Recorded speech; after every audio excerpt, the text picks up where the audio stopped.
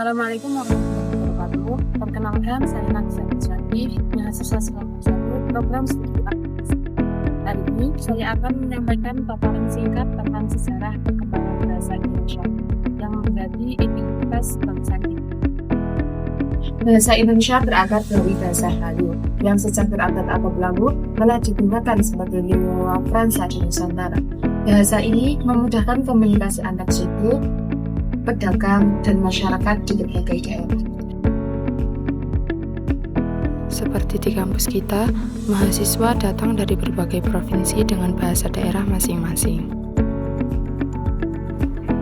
Namun, ketika kita berinteraksi, berdiskusi, dan belajar, bahasa Indonesia menjadi jembatan yang menyatukan kita.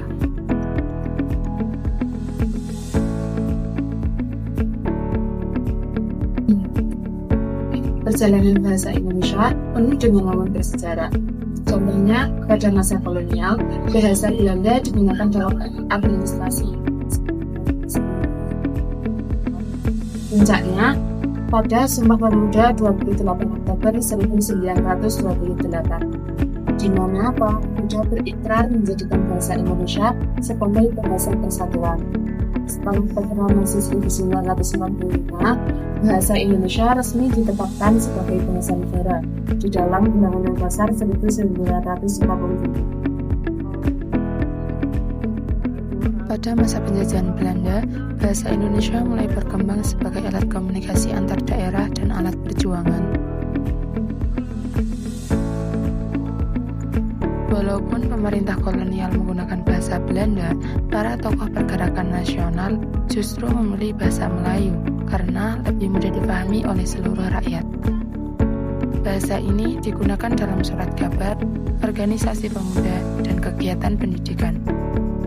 Peran bahasa Indonesia semakin kuat sebagai bahasa persatuan yang mampu menyatukan berbagai suku dan budaya di Indonesia. Mahasiswa berdiskusi, menulis laporan, atau berdebat di kelas, semua itu dilakukan dalam bahasa Indonesia. Bukti nyata bahwa bahasa Indonesia adalah sarana ilmu pengetahuan. Bahasa Indonesia digunakan dalam pemerintahan, pendidikan, hukum, dan komunikasi resmi. Seiring perkembangan zaman, bahasa Indonesia terus mengalami pembaruan, seperti penyempurnaan ejaan, mulai dari ejaan Van Ophuijsen, ejaan Soewandi, hingga ejaan yang disempurnakan, atau yang biasa kita kenal dengan EYD, dan sekarang menjadi ejaan bahasa Indonesia yang lebih dikenal dengan EBI.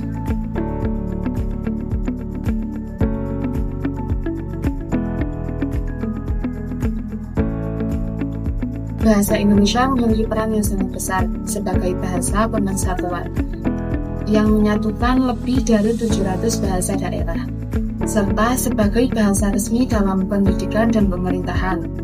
Bahasa Indonesia juga sebagai bahasa ilmu pengetahuan yang terus berkembang. Sebagai kesimpulan, bahasa Indonesia memiliki sejarah panjang yang berawal dari bahasa Melayu hingga menjadi bahasa persatuan dan bahasa negara.